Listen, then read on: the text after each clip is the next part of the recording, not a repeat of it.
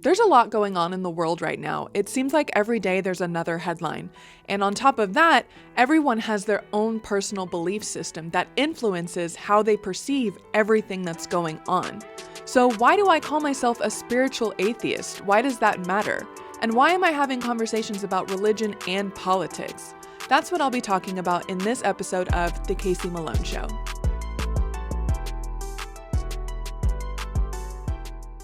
Welcome back to the Kayse Melone Show. My name is Kayse Melone, and I'm so glad you're here. For those of you who have tuned into this podcast and video series, I've done a lot of deep dives into Christian nationalism, why I think the religious right has gained more influence and power here in the United States, even though more and more people are turning away from Christianity and religious affiliation. So if you're interested in those topics, I do have other videos on them. But for now, for today, I want to talk about a little bit more about my personal journey. This isn't really a scripted episode per se. I have taken some notes, but essentially I want to talk about why I call myself a spiritual atheist, kind of also why I call myself a leftist. So you'll see in all of my social media profiles that I describe myself as an atheist leftist. And that's really important to me. Both of those words are really important to me. And I'll also be kind of talking about why I'm having these conversations in the first place, why I'm making this content. As my audience has been growing, and it's kind of been growing faster than I guess I was expecting, here on YouTube specifically, but also on other platforms. I just started streaming on Twitch, and I had a really great response for my first live stream. And I will be streaming on Twitch every week from 12 to 6 p.m. Central Standard Time on Sundays, and then 6 to 9 p.m. Central Standard Time on Tuesdays and Thursdays. I'll be doing that every week moving forward. And that's really just a way for me to have these, what I think are super important conversations with you and talk about what you want to talk about. And, we'll do reactions to other content that's circulating online, current events and news stories that I think are really important to cover and kind of gauge the pulse of what's happening in this society here in the United States, but also the rest of the world.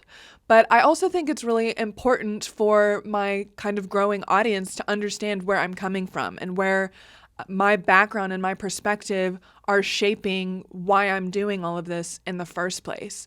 And all of this is in the hopes that we can then come together, shape a better society for ourselves, because let's be so for real right now.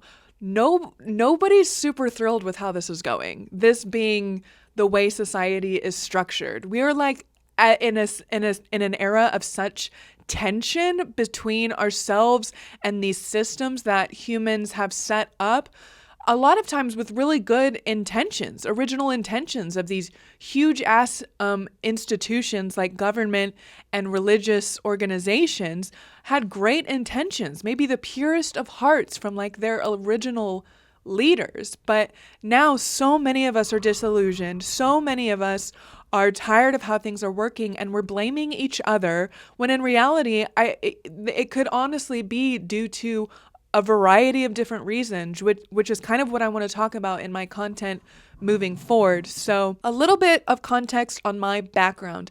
I did a full podcast and video episode about my deconstruction story from Evangelical Fundamentalist Christianity. So do check that out if you want to dive even deeper into why I decided to leave the church. I also did a video specifically about why I don't believe in God. And that video wasn't so much about why I call myself an atheist, but it's still really important to this conversation. So do check those two videos out if you kind of want a deeper dive into either of those specific nuances of this story. But just for a quick recap, if you're brand new here, I left Christianity about 12 years ago now. And I grew up deep in the belly of evangelical fundamentalist Christianity here in Tulsa, Oklahoma, which my friends and we refer to as the Bible Belt buckle. Okay, right dead center in the Bible Belt. And so the evangelical fundamentalist Christian environment is so full throttle and almost suffocating here in Tulsa where I'm living. Fortunately, there's a lot of other like-minded people in Tulsa proper. It's not the hugest city in America, but we do call it, an island of blue in a sea of red, if you want to get political about it. But there's a lot of us who kind of do prioritize a progressive, forward-thinking point of view when we approach topics that are like hot button topics. So I have found a community of people here in Tulsa that I do relate to now. But when I first left Christianity 12 years ago, it started like the darkest years of my life. And at first it wasn't really dark, but it kind of culminated. I would say maybe 3 or 4 years ago, it got really, really dark for me because the lack of direction and understanding of the world around me and all of the issues that I essentially realized were occurring internally due to the high demands of a controlling religious belief system like evangelical Christianity. Whenever I really kind of deconstructed all of the many layers of indoctrinated belief systems that I was taught from birth, that took a lot of time and energy, really. And so for years and years, that was all I was doing. It was like I was ripping myself apart from the inside out. And over time, I kept deconstructing until about 3 or 4 years ago, I was kind of, I guess you could say, I was at my lowest point. And it was because I felt like I was nothing. And I was just kind of living in darkness. And then of course at that time I was like questioning, like, did I do this wrong? Did I make a mistake here? Why is it so dark for me on this side of a belief system that I knew deep down in my intuition was not serving me anymore, particularly as a woman, right? I knew that I was on the right track when it comes to stopping the institutionalized belief systems affect my worldview. I knew that I was on the right track, but I couldn't figure out why I was still living in this like misery and directionlessness. When I talk about deconstruction, it's been so long for me now that I've left Christianity that I have to remind myself that there are so many people still kind of on the cusp of leaving. And a lot of you who have been watching my content, have been participating in these conversations, are asking me like, hey, I'm afraid of not believing in an afterlife. Hey, Kayse, what do you think about an eternity in hell in case that's true? That's the only thing that's kind of keeping me in the church. I don't know if I believe everything else, but I'm terrified. And those are so valid points to come to terms with. And I so appreciate everyone who has been asking me that because, yeah, those are the big questions. And honestly, one of the things I want to say to that is perhaps the fact that we have to ask those questions, that those are like the final straws of why we leave organized religious belief systems, not just the going to church part, but the belief system up here in your mind and in your heart, right? The last straw of leaving those belief systems are, I'm still afraid of the afterlife, right? What do I do about that? Perhaps that question that we have to ask is indicative of the realization that these belief systems of control that are used to keep people disempowered are based on our fear. That the fact that they use our fear to keep us compliant and in line. And so the honest answer that I have to those questions is just, what if it's not true? What if it's not true that you're gonna go to hell if you stop being a Christian? What if it's not true? Could you potentially embrace the fact that this might be your only life? Because if we embrace that for 1 second, this might be your only life. Maybe there is no afterlife at all, okay? If there's no afterlife and this is your one life, like, I don't want to just say YOLO, but YOLO, right? What are you doing? Are you seriously going to spend the rest of your life letting other people just interpret this one book over and over again in the specific way that they know is the absolute divine truth, and no other denomination or interpretation of this one book that has been organized into denominations and interpreted into different translations over and over and over and over again? Yeah, no, I've got the right one, so you should listen to me. Is that really the approach that you want to take for potentially the only life you have? That's what I kind of am here for. Again, I'm not actively trying to convert anyone to atheism, okay? It doesn't matter to me what someone believes. I'm talking to the version of myself 12 years ago. I'm making this content for the people who have finally gotten to that point and realized, like, I think it's only fear keeping me back from shedding these shackles of millennia old institutions. What does it look like moving forward? Well, honestly, listener, viewer, that's what we're here to discover together. That's what we're deciding right now. And I'm going to be real. Like, my deconstruction journey from calling myself a Christian to calling myself an atheist it took a lot of twists and turns. For a long time, I called myself a deist, which is the idea that there was a creator being who set the universe in motion, but then never interacted with it again, right? Aristotle's immovable mover is what the deists believe in, but that they emphasize rationality and reason and like science, which were qualities that I was really interested in. And I also really didn't see a lot of evidence for a divine figure that was constantly interfering with human life, right?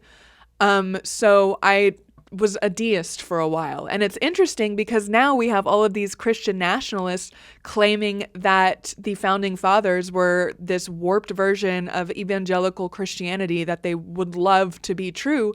But actually, a lot of them were deists, which means they might have talked about a God, but they were not evangelical fundamentalist Christians in nature. So that's an interesting twist. I also, after that, I was like, okay, I still don't know if I believe in God. And so I kind of looked around and I fell into New Age spirituality for a while. That's probably the longest track that I was for several years before I finally settled on atheism, because New Age spirituality I think it does a really good job. There are a lot of pitfalls with New Age spirituality, like a lot of the pseudoscience and the woo-woo stuff. Like, I don't want to diminish it because I think they're important. I think New Age spirituality is an important like transitional phase of the wide-scale deconstruction from the institution of Christianity to agnosticism or atheism, or not really needing to believe anything about a higher power at all, right?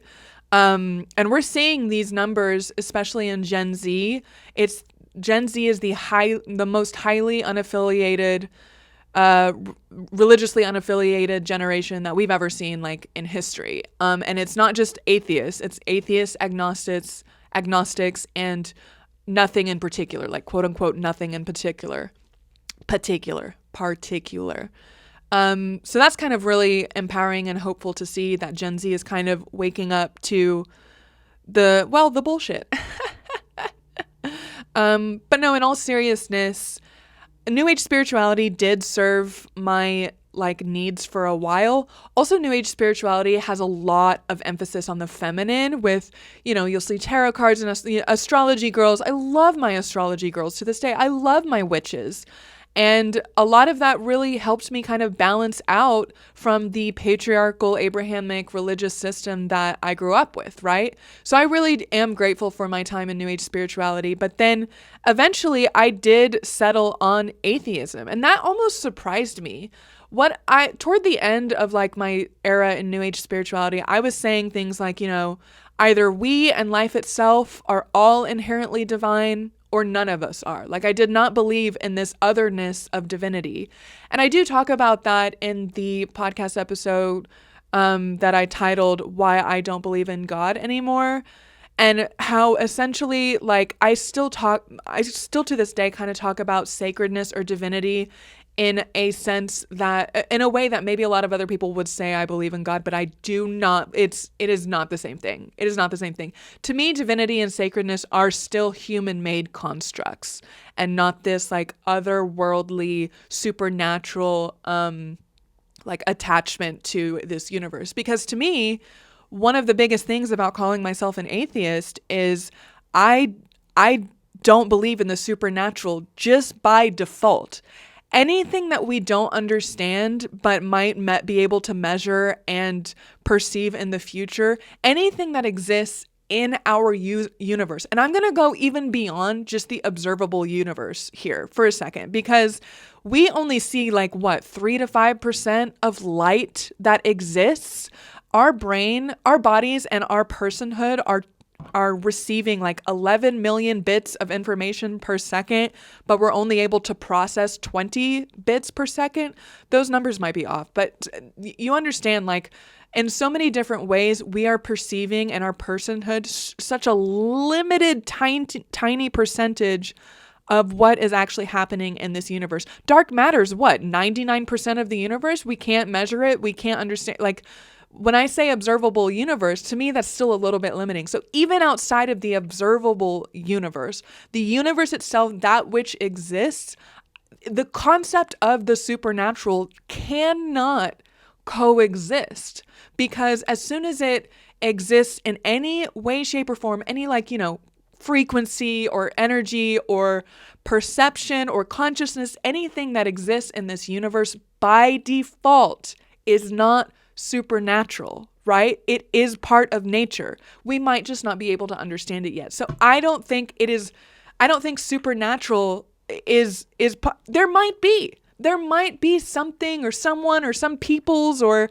who knows outside of the existing universe. But it is absolutely, in my opinion, useless to pretend like we know for certain, to pretend like there's any chance of having a true and an absolute capital T truth about what happens after we die. There's no way for us to know. And I want to respect everyone's near-death experiences. I get that question all the time. What about NDEs? And I'm like, yeah, yet another situation in which our brain might very easily make up exactly what we believe and want to see. And even if someone didn't believe in God and then they, had this experience of God, like on a mushroom trip or, in a near-death experience, it's still, I'm sorry, but like personal revelation are not enough of a foundation for the certainty, the evidence-based conclusion that anything supernatural exists. It might just be something we've yet to explain yet. So that was kind of like one of the many reasons I call myself an atheist now. Another thing I often get about being an atheist from Christians specifically, and this is really important to me, this has to do a lot with where we're at in the state of the United States right now. A lot of Christians truly believe that the morality, quote unquote morality, that they find in the Bible, or to be more honest, their church leaders find in the Bible, they consider that the absolute truth, the capital T truth of how we should function as a species, like how we should function in our lives and raise our kids and all of these things. They are moral absolutists. And I think that is just absolute bullshit. And what's crazy is I'll ask like, oh, so you believe in the morality that is outlined in the Old Testament if the Bible is the divinely inspired word of God? And they'll say, well, no, that morality made sense for the culture 2,000 years ago, but that's why we have the New Testament now and why Jesus transitioned us into a new era of morality. And so please explain to me how that is not exactly what moral relativism means.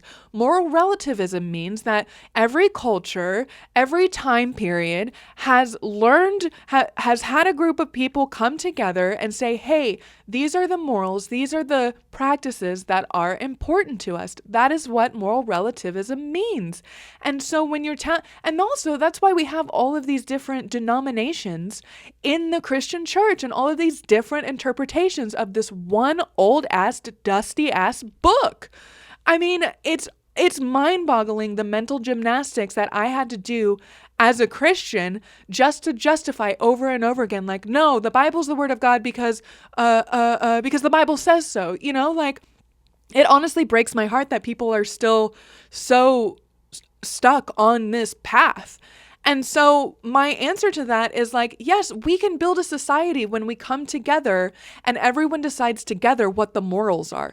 The issues that we're having right now is not that our morality really is that different. Everyone wants to be free. Everyone wants to raise their children how they want. Everyone wants to feel safe and heard. But the fact that we have such division in this country is not a reflection of someone on the opposite political party than you. It is a reflection of the fact that these systems and these institutions are just not fucking working for any of us. Republicans hate big government and big corporations just like the liberals do, right? Like we're all trying to, and that's a total generalization. Like don't come at me with, actually, I'm a da-da-da. Okay, the concept I'm trying to get across to you right now is that we are all so disempowered with how we have set up this system, and the systems that we have in place, the institutions we have in place, including religion and patriarchy and all of these things, they got us to where we are here in human evolution. Like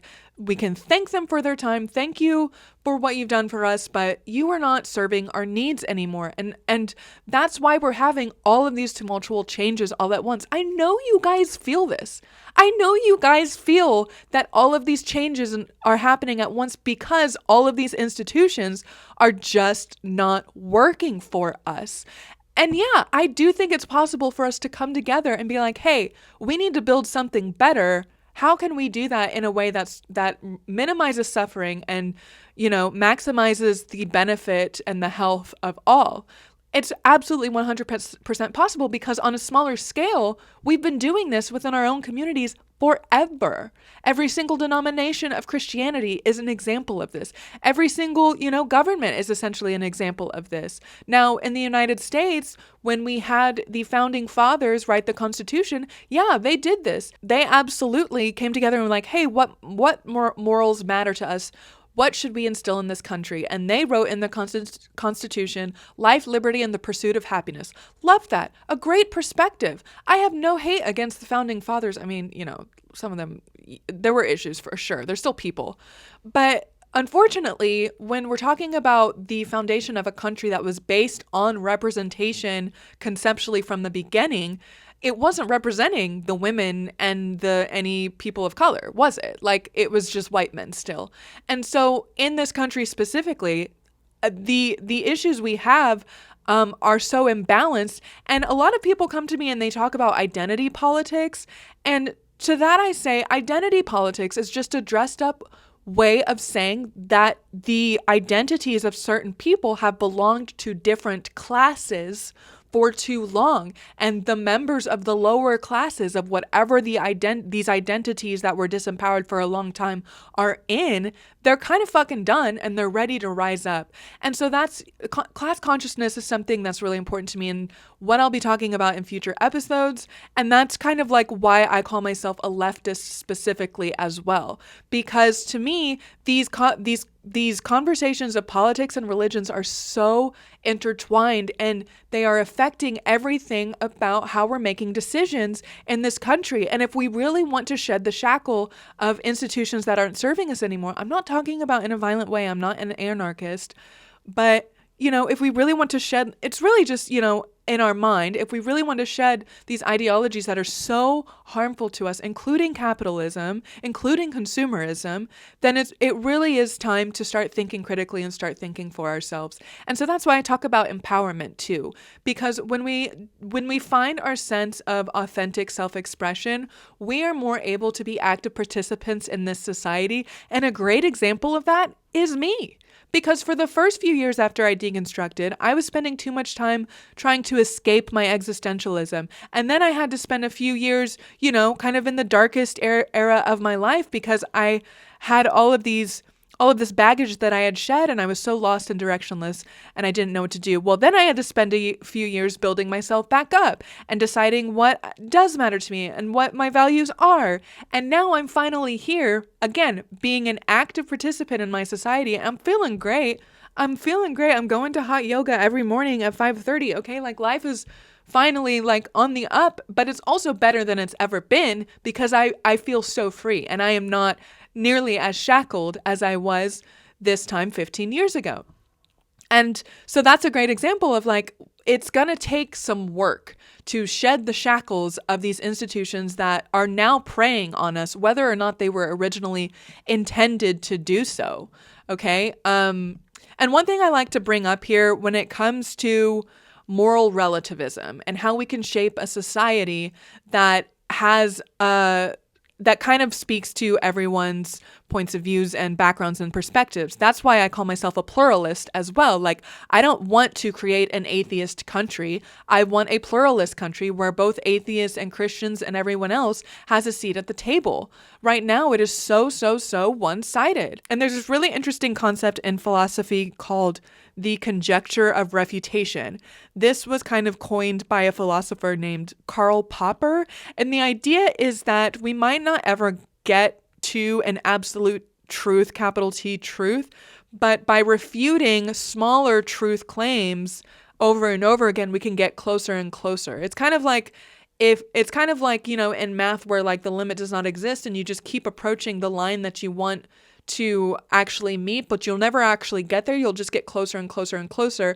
But in the conjecture of refutation, you do this by determining everything that is not close to that ideal truth. So we can use this in the concept of like defining the moral progression of human evolution in a way that says we have over and over again shed the weight of supposed moral standpoints that do not serve us anymore. Guess what? It used to be moral to sacrifice children to angry gods. And that was like a societally accepted practice. Like they all thought that was actually moral. And guess what? We said, no, we would like to refute that and find something better. And so to me, I really do think it's possible. I want us to be able to work toward that together. And so when I openly call myself an atheist and a leftist, it's to speak to these systems of Christianity and the religious right that are really keeping even their own constituents, even their own followers, super disempowered and not able to think for themselves and specifically living in as much fear as possible so that they're easier to control. That's what I'm speaking to. I'm trying to push against these institutions that are harming us all. Another reason I call myself an atheist, though, to kind of switch gears and kind of go back to my dilly-dallying in New Age spirituality, is that I know for a fact that I am kind of prone to magical thinking. And this is something that has kind of been in my family and something that I have to keep an eye out for. Essentially, like, our brains are wired to find patterns for the sake of survival, but it's also been scientifically proven that our brains create meaning out of patterns that doesn't actually exist. So we can see this in like repeating numbers and saying like, oh, it's a sign, or seeing any kind of omen and interpreting it as, you know, some other being, whether it's aliens, a deity or whatever, communicating with us. And I am prone to seeing patterns. And there's a lot of reasons that might be. It might be because I was raised to analyze the Bible in such a way that every single number had a divinely inspired meaning and every single word had a divinely inspired meaning. And I was like taught that there were spiritually, divinely inspired patterns in this book. And who knows, maybe that kind of contributed to me going through phases of I actually have been professionally diagnosed with a full-fledged, like 2-month-long psychosis. Like, I've legitimately heard voices in my head and thought that beings were communicating to me. There was a time in 2019, and there are a lot of factors that went into why I went through a psychosis, but just to be super vulnerable here, like, yeah, I was hearing voices in my head. I thought that I was on this like quest and on this track. I thought the internet was communicating with, or I thought like aliens were communicating with me through the internet. I thought that people around me were either clones or robots. Don't get me started on birds. They still creep me out. And it was a really intense time. One of the ways I describe it is like, it felt like an acid trip for 2 months straight. Like, it was just, my brain was on fire. I was barely sleeping. I was seeing all of these patterns everywhere.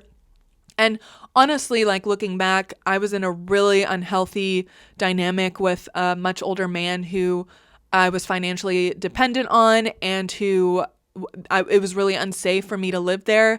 and I was in it was a really dark, unhealthy situation, and I had been with him for a couple years at that point.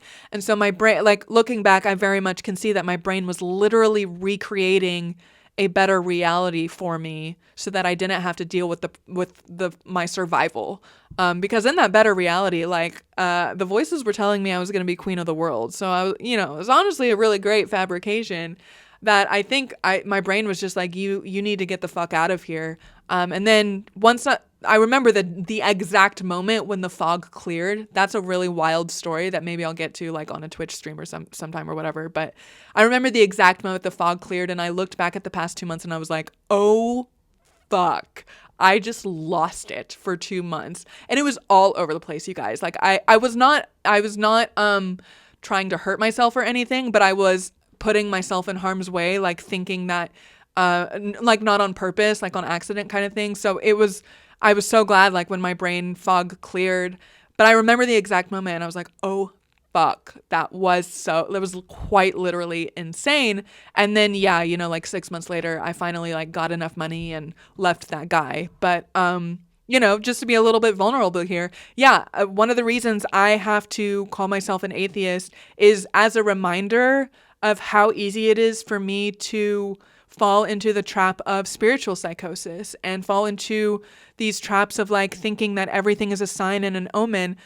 And the thing is, here's where things are going to get interesting, because again, I call myself a spiritual atheist. Now we're going to kind of get into the second part of this conversation, because to me, it really is important to not, like when I was talking about deconstruction earlier from evangelical fundamentalist Christianity, like part of what I like to talk about is remembering to reconstruct your identity after the fact, because a lot of times it can be so easy to just fall into cycles of anger at religion and all of this stuff. And don't get me wrong, I have a serious rage against these institutions. Obviously, that's literally all I talk about now.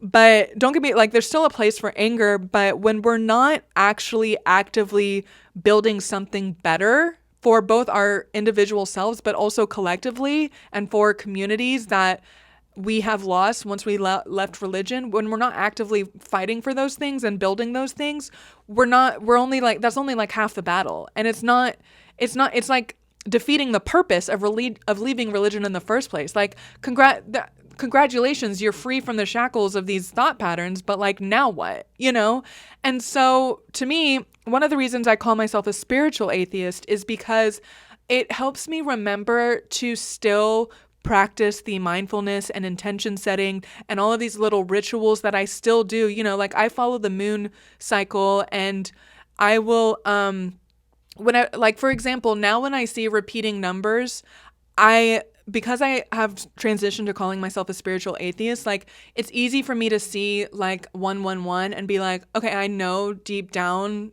that doesn't actually mean anything in the grand scheme of things, but I actually am going to intentionally allow those repeating numbers to remind me that I'm exactly where I need to be, and I'm doing really fucking great, and I'm super hot, and I'm super smart. You know what? Yeah.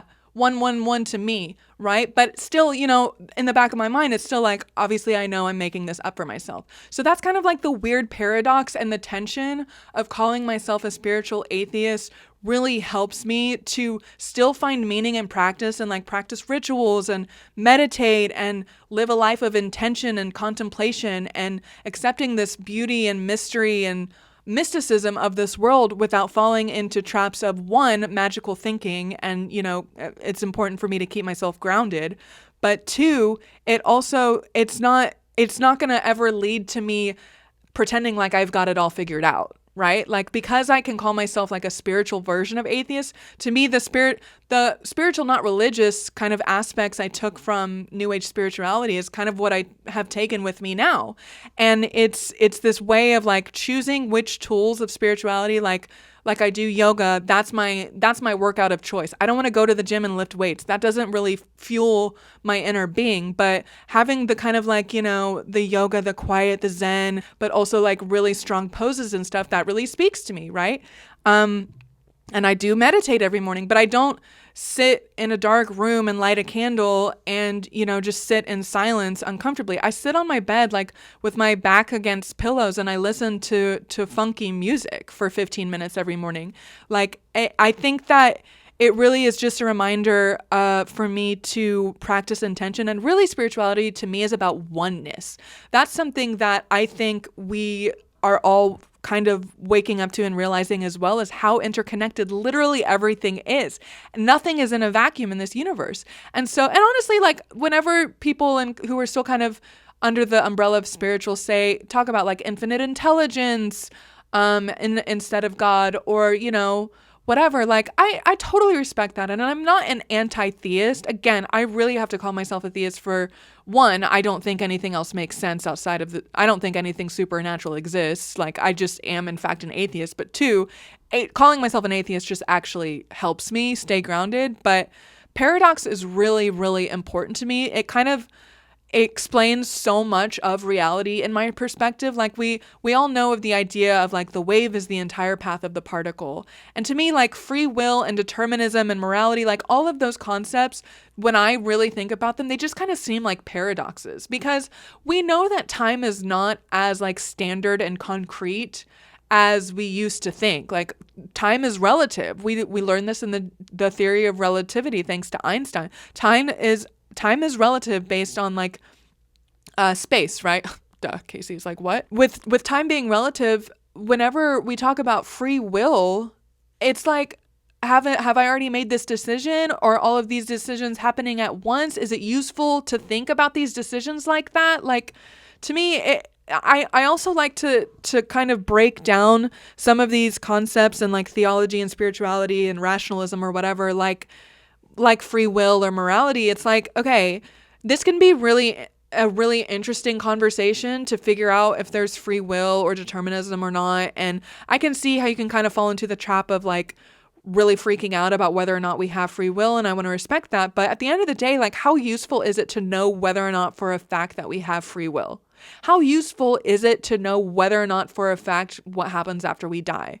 How useful is it to know whether or not there's a God? Are any of these things either way really serving us one way or another? Because I honestly, like genuinely don't think so. In reality, we have to practice that as if we have free will. We have to practice as if there is no God, because everyone disagrees on what that God would look like, right? We have to act as if we have to practice as if there is no afterlife, because what if there isn't and we're wasting this one chance we have? And I know like Christians will flip that and be like, what if you're wrong and there's a hell? Like, honestly, if I'm wrong and Christianity is the legitimate absolute truth, like I don't want to go to heaven and hang out with you guys. I'm sorry. But yeah, so spiritual atheism to me, I hope this like goes to show how I think it's possible for us to all kind of define this new version of what we want for our lives ourselves, and how, I'm not the only self-proclaimed spiritual atheist. Britt Hartley calls herself a spiritual atheist, and she's one of my favorite content creators right now.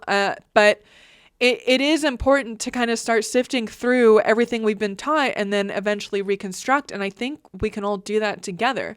Now, another part of why I call myself a spiritual atheist has to kind of do with atheism culture. So atheism culture, like not the concept of atheism as in you don't believe in God, but atheism culture itself kind of has a few downfalls. And of course, like I cannot help but be anti-establishment. So even within the atheist community, like there are kind of well-known voices, and there are people who kind of like founded these atheist movements. Like there's this thing called New Atheism, right?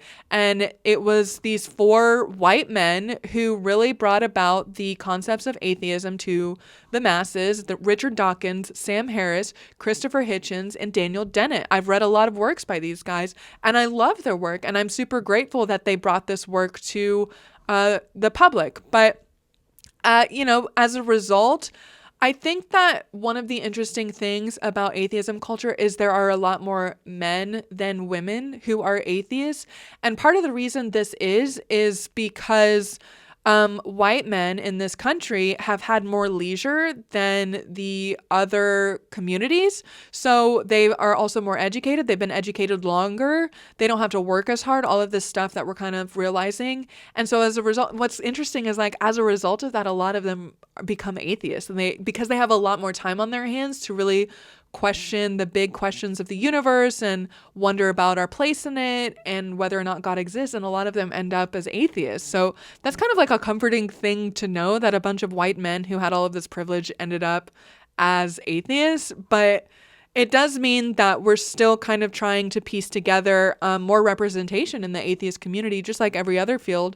But, and I have found a couple of women atheists, like content creators, on a very surface level exploration of atheist content online. Like, I've just now started making my content, and so I've just now kind of started diving into atheist content. So this is not a comprehensive overview, but Britt Hartley and Christy Burke are the only like women atheists I've really seen online right now. I mean, that's probably not, there are probably more, and I'm just not thinking of them right now, but you get the point. Like, another reason, like, I'm making this content and being open about atheism is kind of for representation, because I want women to know that we can still have this connection to the divine, what we call divine, what we decide is divine and sacred and all of these things. We can still have a connection to nature and our bodies, and, we can still have practices and rituals. And so that's like another reason I call myself a spiritual atheist, because on the whole, spirituality really does kind of speak to women who are leaving these patriarchal religions. Again, like I was saying, it's New Age spirituality is more feminine in nature. So that's another reason I use the word spiritual when talking about my atheism. I do want to give a couple of quotes. So Sam Harris in Waking Up says that our world is dangerously riven by religious doctrines that all educated people should condemn. And yet there is more to the human condition than science and secular culture generally admit. And that kind of speaks to what I'm saying. Like, science and secular culture, not science as a practice. Like, science is a technique of determining truths. It is not a belief system. It is a process of determining truths, right? And so science as a concept, great, love it. But science culture and the institution, I've talked about this before, like the institution of who were decided to be scientific authorities for so long were men. We're white men in this country specifically, but even before that, throughout human history, it's been men who've been allowed to have more education than women. And like the priests and the scholars and all of these things were men. And so that included science. Like, there was not a lot of representation there. And also the result of that is like women, and studies show that Black women in particular, they're not treated as legitimately in the healthcare system. Like, when a doctor treats a woman or a Black woman, they're less likely to take the symptoms seriously. Like, this has been proven over and over again. So there's still a lot within the institute. Of course, I cannot help it, challenge institutions, but the institution of science still has a lot of work to go, just like every other institution, but it's still by and far a much better starting point and grounding point, because its nature is to be skeptical and questioning and curious, as opposed to dogmatic and authoritarian and trying to control people with the truth. But I do think it's important, like Sam Harris said, like, I do think it's important that rationalism, if you just stick with rationalism and you never balance that out with trying to establish meaning and purpose, even though you know deep down that you're making these up as you go, like, that can lead to a super unfulfilling life. And who wants that? Like, so many atheists, that a lot of the atheist content I've seen, it's like, congratulations. I'm honestly like so glad that we're fighting back against these dogmas. And I'm doing the same thing too, right? I'm guilty of this too. Is like constantly talking about how Christianity is not true, and these concepts are not true, and this is true, and this it's appropriate to have skepticism here and there. It's like, congratulations, we're absolutely slaying the debates. I love that for us, but getting caught in the cycle of what's more logical and what's more rational without balancing it out actively, talking about like, hey, yes, I believe that we're moral relativists. Like, how are we putting that into practice? Like, that's what I want to see more of. And I'm not saying it doesn't exist. This is just a general kind of I dipped my toe into atheist culture and atheist content online, and this was my first impression, is there's not enough representation, and we need to be more intentional about creating meaning and purpose within our lives, recognizing that it's all made up, and the points don't matter. Isn't that the line for Whose Line Is It Anyways? But so yeah, that's kind of another reason I want to call myself specifically a spiritual atheist. So so it's like, now what? What's next for religion and politics and these conversations that I'll keep having? Again, I think these concepts are super intertwined, religion and politics, because what informs our beliefs about the way the universe goes is going to inform what kind of society we create.